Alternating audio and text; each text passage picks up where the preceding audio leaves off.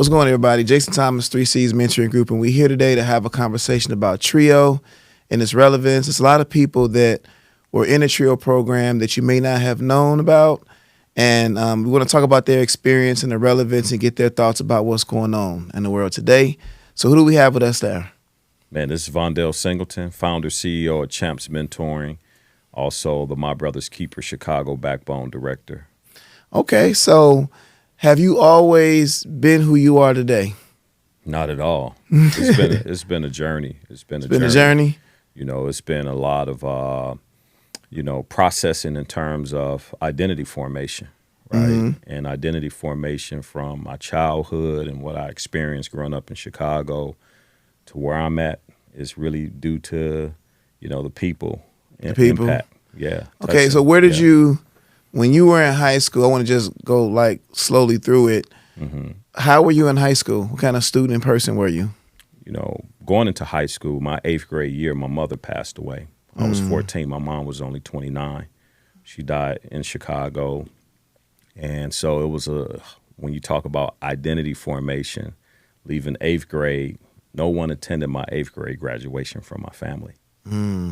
So when they called my name, the only applause were from my peers.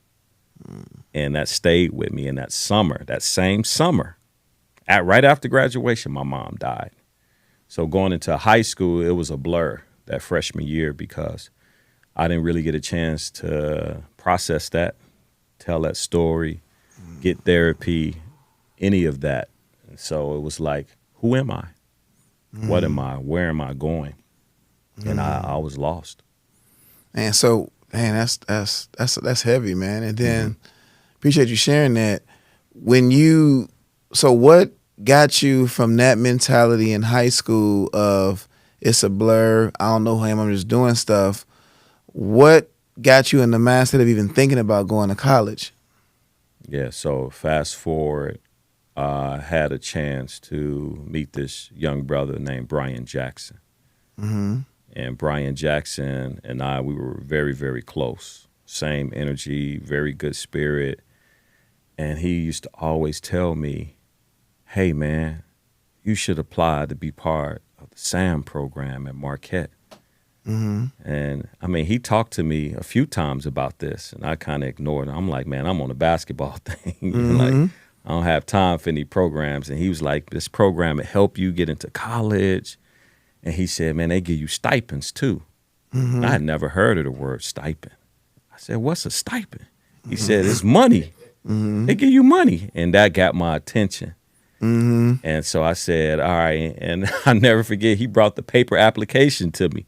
Mm-hmm. It was like, hey, you need to fill out this application and this, that, and the fourth. And even with that, I was dragging my feet. But for some reason, he stayed on me about that process.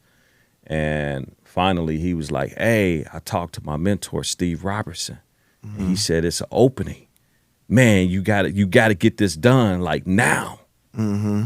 And of course, fast forward, I had a chance to go down for an interview at Marquette. And I met Steve Robertson. Mm-hmm. And for the first time in my life, I had a chance to really tell my story as to why my GPA was where it was. And it was an amazing opportunity that actually changed my life.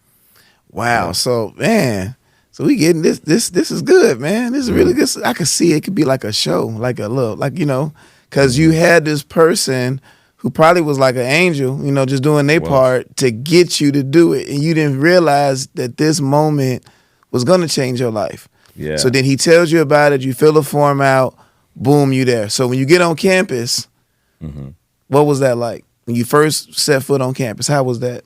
Man, it was a world within a world. It was, I remember Wisconsin Avenue at Marquette University and moving into the dorms in the summer. And being introduced to all the other peers around my demographic, that was going to high school, juniors and seniors. And everybody had this energy like, man, I'm going somewhere. First generational college students and, low income backgrounds, but you couldn't tell. It was a brilliance and it was an excellence being displayed that it was like match my energy and where I wanted to go. So it was amazing, man, being on the campus and meeting everybody, and it was absolutely incredible. It was mind blowing for me. And so here are my 4 questions. So we got us here. So now we know background, foundation. So now we here with the questions. Yes, sir. The first one. Can you describe a moment when you felt like giving up on your education and how Trio made a difference in keeping you moving forward? So was there a time in college, you get all this adversity, you there. Yeah. Was there a time that you felt like giving up for real, and Trio pulled you back? Tell us about that if it happened. Absolutely. Even when I was at Marquette and thinking about going to Marquette University, I remember just like feeling like, all right, I'm here, but am I supposed to be here? And having that conversation with my mentor, Steve Robertson, and I was introduced to the faith, and I was praying, and he said, pray until you get peace. And I already knew that I didn't quite have peace being there. I knew it was an opportunity for me, and I knew it was an opportunity that would lead me to more opportunities. But I also wanted to capitalize on my well-being and making sure that I was in complete purpose. And through the Trio program and through opportunity with church, we had a visit to Oral Roberts University for a college weekend.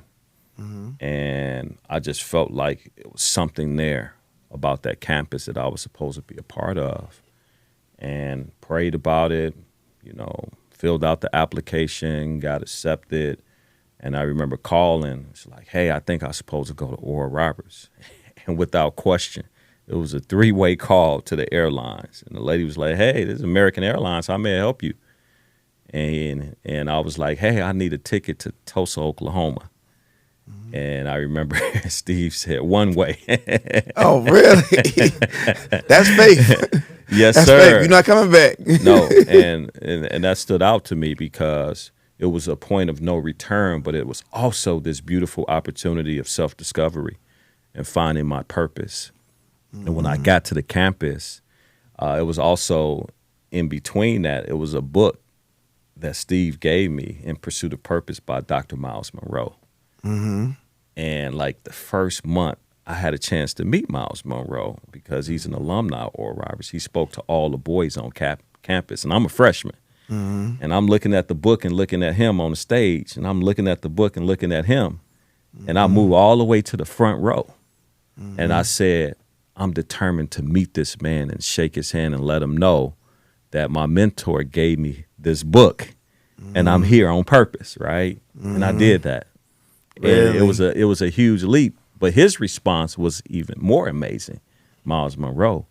He said, you are absolutely in purpose. And he said, I can't wait to see what God is about to do with you.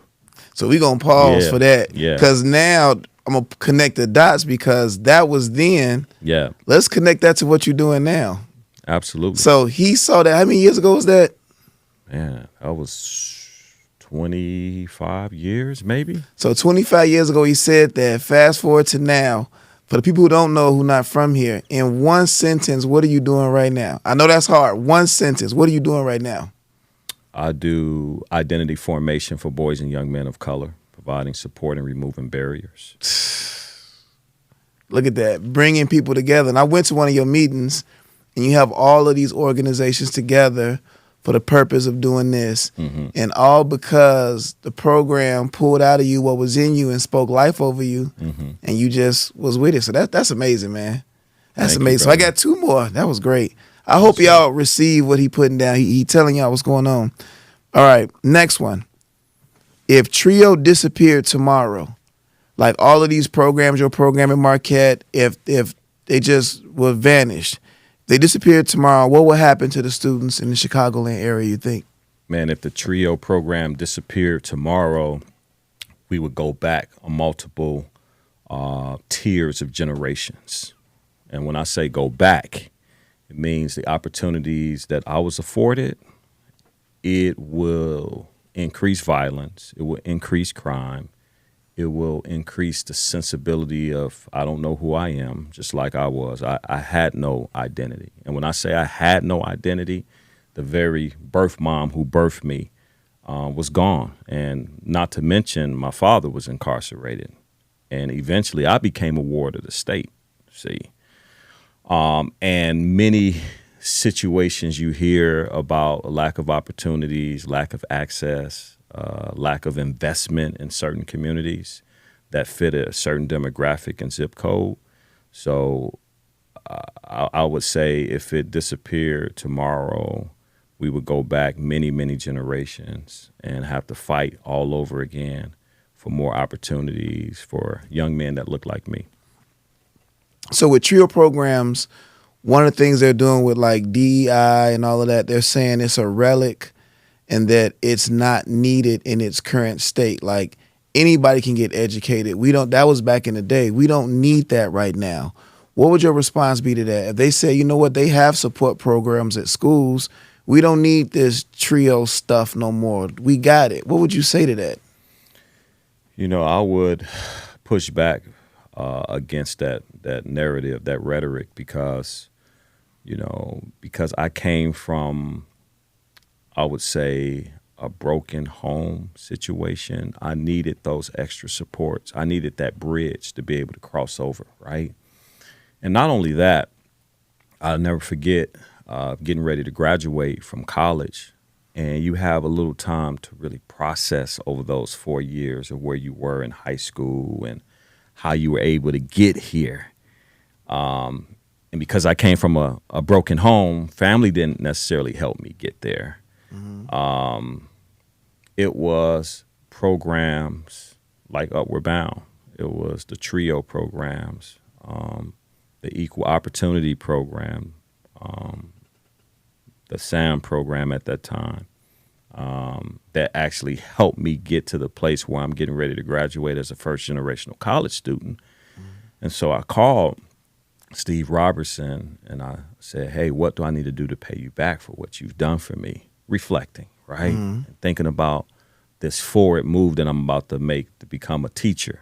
So I was an education major. And he said the same thing I did for you, do for somebody else. That's how you pay me back. So it's not only the opportunity to be able to cross over, but it's an opportunity to be able to go back and help others cross that bridge too. So for me, it's everything, programs like TRIO and Upward Bound and all of the programs that are associated with it. It makes a huge difference because all we need is just one chance. I just needed one opportunity, and I was able to take hold of that and extend that opportunity to now where this is my full-time job now. Yeah, impact. So Steve was in the room today.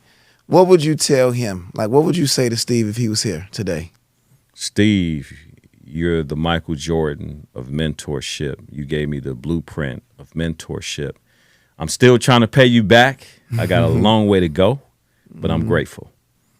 I appreciate that. So appreciate y'all watching. Like when it comes to the TRIO program, if you are a TRIO alumni, you are in any of these programs, this is the time now to come share your story and give people their flowers while they're here. The programs are under attack, y'all. So if we can't speak about how it helped and changed us, who else will? Nobody's coming to save us. We have to be able to speak about the impact and why it's still relevant. So appreciate you guys watching, and we check back with you soon. Vondale, I appreciate you taking the time, man, being here, telling your story with us, and you just being obedient to the call, man. We appreciate that, bro. Thank you, my brother.